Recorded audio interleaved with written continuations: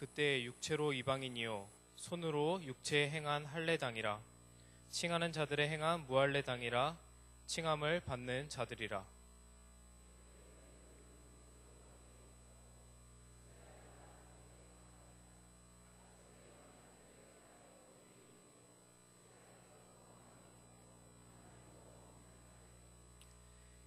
이제는 전에 멀리 있던 너희가 그리스도 예수 안에서 그리스도의 피로 가까워졌느니라.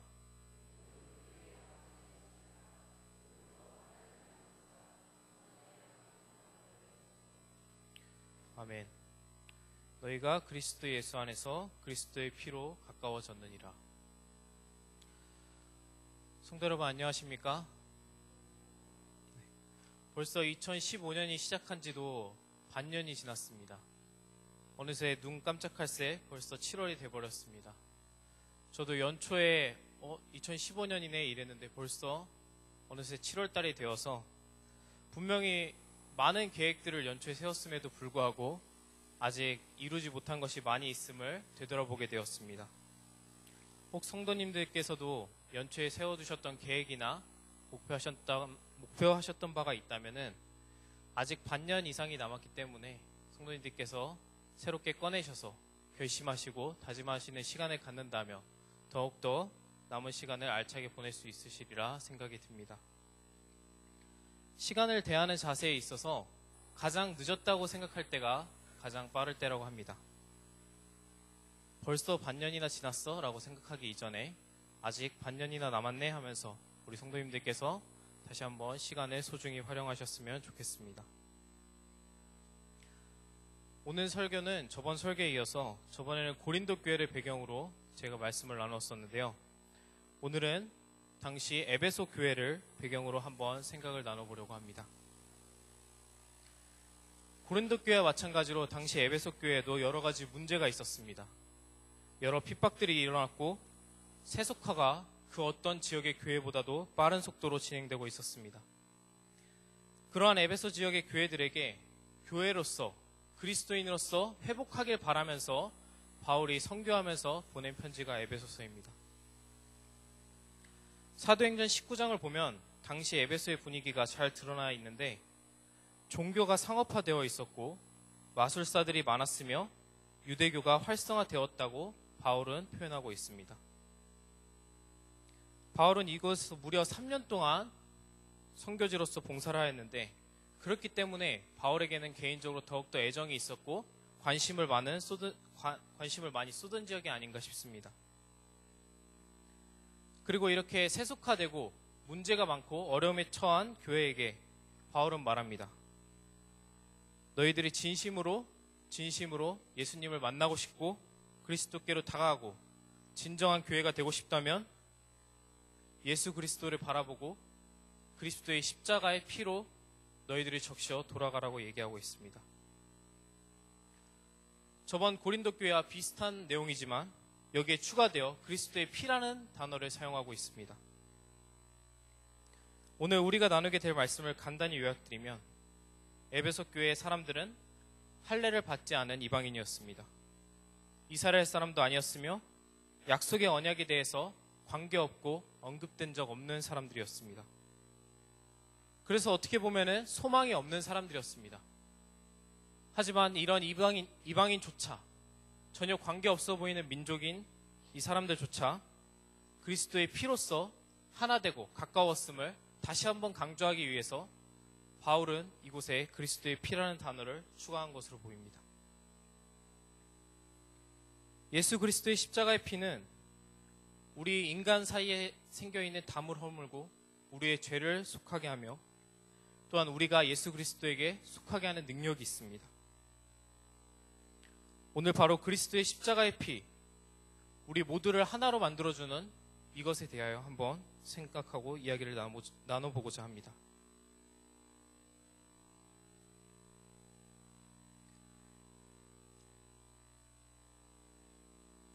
예수께서 피를 흘리신 십자가, 그 사건 자체로 우리의 모든 죄가 용서되었다는 것을 히브리서 9장 28절에 쓰여 있습니다.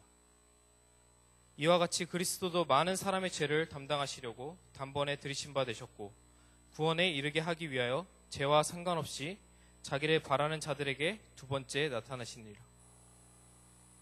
이 말씀이 모든 말씀의 결론을 내기에 앞서서 오늘 저와 이 자리에 함께 하신 모든 성도님들이 정말 그리스도께 감사해야 할 이유며 하나님께로 돌아가야 할 이유라고 생각이 듭니다. 이 감사한 이야기를 가지고 오늘 이 시간 말씀을 통하여서 우리는 그리스도의 피가 우리의 삶에 실제적으로 어떻게 적용되어야 할지 한번 생각하기를 원합니다. 구약의 이스라엘 백성에게도 이런 개인적인 큰 변화와 큰 용서와 큰 실천을 할 수 있는 날이 있었습니다. 바로 대속죄일입니다. 대속죄일은 죄를 용서하고 죄의 용서를 구하면서 관계를 회복하는 날입니다. 단순히 대속죄, 나의 죄를 드러내고 내 죄를 용서받는 것뿐만이 아니라 남을 용서하고 남과 관계를 회복하는 날이었던 것입니다. 대속죄일이 되기 전까지 이스라엘 백성들은 누군가를 속이고 피해를 입힌 사람이 떠오른다면 찾아다니면서 용서를 구했습니다. 그렇다면 이 기간에는 어떠한 부류의 사람들이 생겼을까요? 용서를 하는 사람과 용서를 받는 사람들이 생겼을 것입니다. 하지만 동시에 한 사람이 용서를 받는 사람이자 용서를 해주는 사람이 될 수도 있는 것입니다. 단순히 자신의 죄만을 사하는 날이고 단순히 자신의 죄만을 고하는 날이라면 만약에 자신이 남의 죄는 용서해주지 않으면서 남이 잘못했다고 나에게 와서 말하는 것을 가지고 나는 그 용서 받지 못한다 이러면서 성전에 가서는 내 죄를 구하면서 용서해달라고 빌면 과연 그게 진정으로 나올 수 있을까요?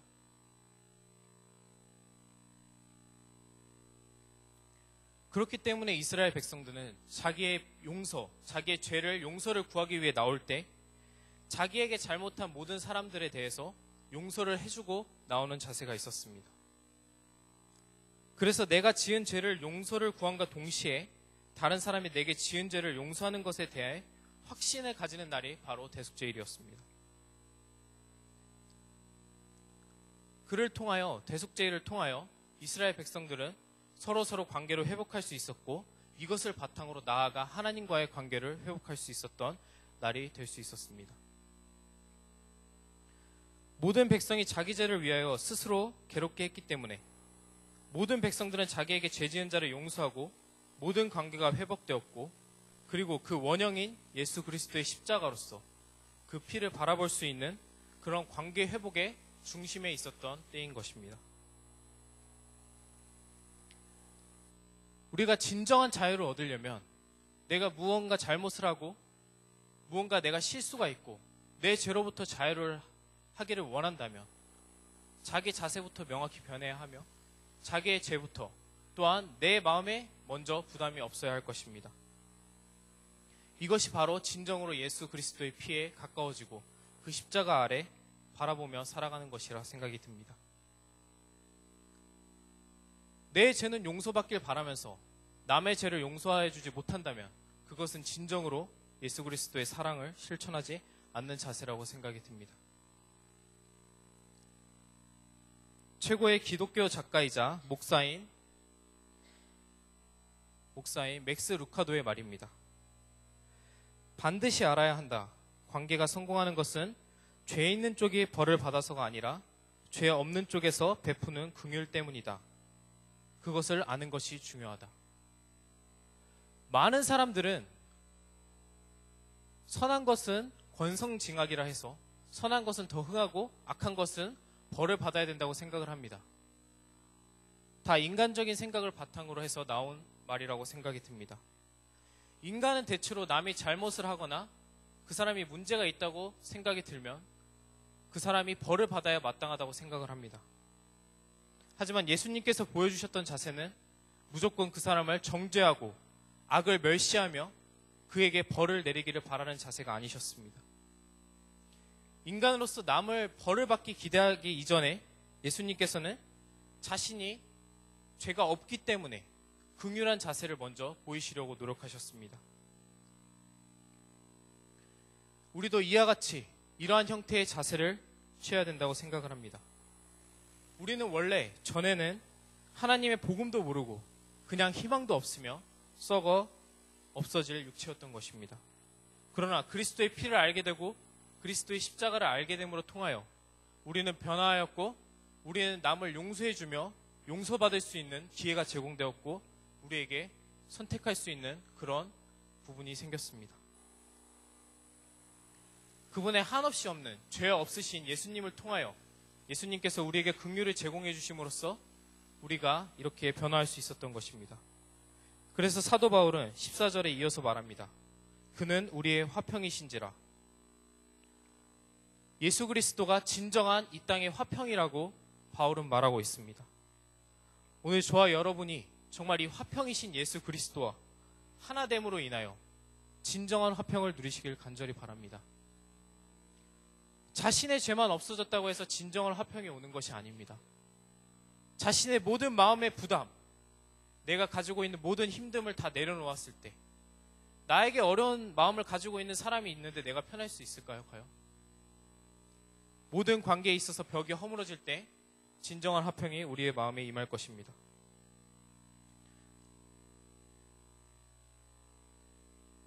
그렇다면 우리가 어떻게 다른 사람을 용서할 수 있을까요? 14절에 이어서 사도 바울은 예수 그리스도께서 이렇게 얘기하십니다. 이렇게 말한 것을 표현하고 있습니다. 둘로 하나를 만드사 중간에 막힌 담을 허물으셨다고 말하고 있는데 어떻게 우리 삶 가운데 이 담을 허물 수 있는 길이 있을까? 그 키포인트를 사도 바울은 예수 그리스도의 피로 대속죄일의 원형의 그런 십자가를 바라봄으로써라고 얘기하고 있습니다. 우리에게는 그 누구보다 크신 우리에게 목숨을 내어주시면서까지 보여주신 긍휼을 제공하신 예수 그리스도의 단 하나의 모본이 있습니다. 그 자세를 따라가며 우리가 세속화되고 정말 어지러운 세상 속에서도 우리가 변화할 수 있고 배울 수 있는 것이 많이 있다고 표현하고 있는 것입니다. 이것이 얼마나 소중한 것인지 우리는 때때로 잊고 망각할 때가 많이 있습니다. 한 아버지가 있었습니다. 개인적으로 사업도 성공하고 굉장한 많은 부를 가지고 있었습니다. 그런데 이렇게 돈을 잘 버는 아버지 덕분인지 아들이 이 아버지의 돈을 일방적으로 펑펑 쓰고 다니는 것이었습니다. 아버지는 이 모습을 보면서 너무나 큰 고민에 빠졌습니다. 이 아이가 이 돈의 귀중함도 모르고 이렇게 돈을 펑펑 써대니 이 아이가 나중에 큰일 나겠구나. 그래서 한 가지 고민 끝에 묘책을 내게 됩니다. 아버지는 어느 날 아들을 부릅니다. 아들에게 너가 나가서 10만 원을 벌어와라 이렇게 시킵니다. 아들은 나가서 금방 이웃에게 가서 10만 원을 빌려달라고 합니다. 이웃은 평소 이 집이 부자였던 것을 알고 있었기 때문에 이 아들에게 10만 원을 빌려주는 것이 문제될 거라 생각하지 않았고 10만 원을 빌려주었습니다. 아들이 아버지께 10만 원을 갖다 드렸습니다. 그랬더니 의외의 반응이 나왔습니다. 아버지께서 이 돈 어디서 대충 건성으로 구해온 거 말고 제대로 10만 원을 벌어와 그러면서 10만 원을 던져버리는 것이었습니다. 아들은 그 10만 원을 주워들고 밖으로 나왔습니다. 이어서 곰곰이 생각하다가 왠지 느낌상 아버지가 내가 이웃에서 10만 원을 빌린 것을 알고 이렇게 말하는 것이라 생각하고 아버지가 절대 아실 수 없는 먼 친한 친구한테 다시 10만 원을 빌려서 아버지께로 갔습니다. 그리고 10만 원을 내미니 아버지가 이번에도 마찬가지로 이렇게 대충 어디서 구해온 돈 말고 제대로 돈을 벌어와라 이러면서 다시 10만 원을 뿌리는 것이었습니다. 이번에도 아들이 그 10만 원을 주워들고 나갔습니다. 아, 내가 도저히 아버지를 속일 수 없겠구나 라고 결심한 이 아들은 공사판에서 죽도록 막노동을 한 이틀간 하였습니다. 그래서 진정으로 자신이 땀을 흘려서 번 돈 10만 원을 가지고 아버지께로 갔습니다. 그런데 아버지께서 인정해 주시는 것이 아니라 똑같이 뿌리면서 이렇게 건성으로 번 돈 말고 제대로 된 돈을 가져와라 라고 말씀하시는 것입니다. 그런데 앞서 두 번에는 아들이 아무 말 없이 그 10만 원의 돈을 들고 나갔습니다. 하지만 이 세 번째에는 아들이 너무 억울하여서 아버지께 대들었습니다. 내가 진짜 뼈 빠지게 일해서 벌어온 10만 원인데 왜 아버지께서 돈을 던지시냐고 이렇게 막 따졌습니다.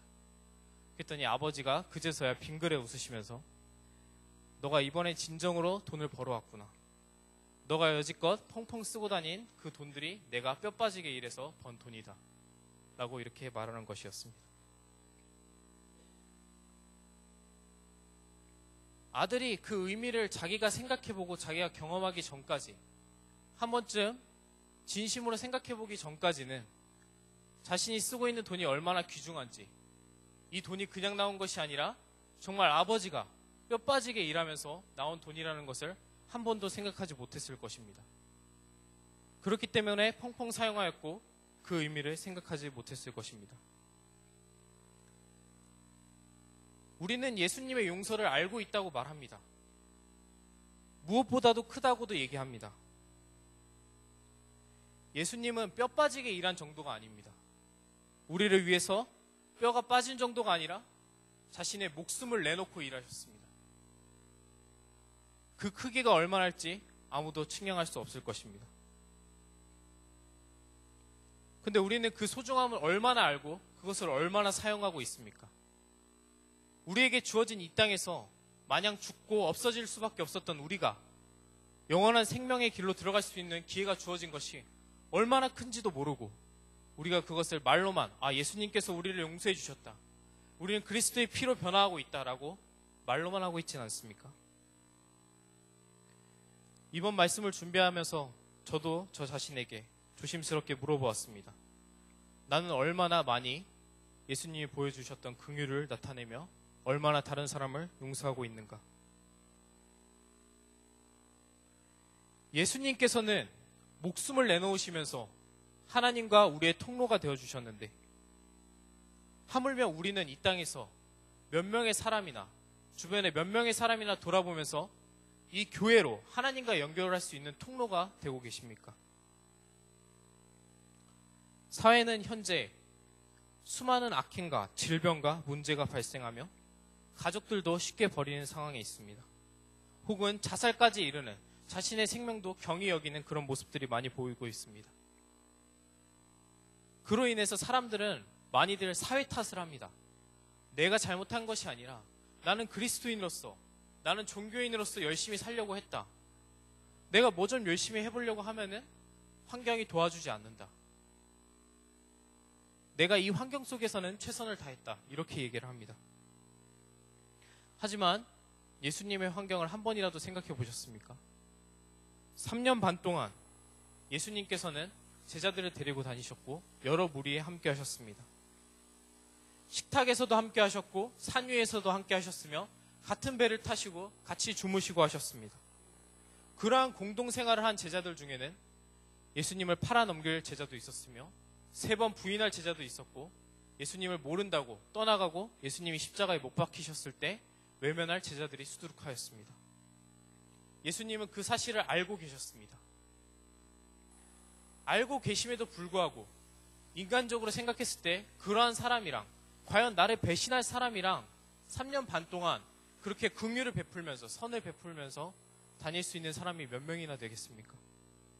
그 사람들을 끌어안고 내 제자라고 말할 수 있는 사람이 몇 명이나 되겠습니까?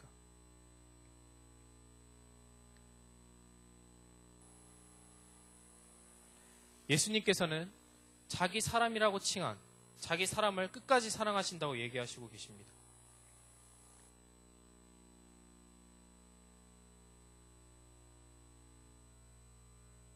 요한복음 13장 1절과 4절의 말씀입니다.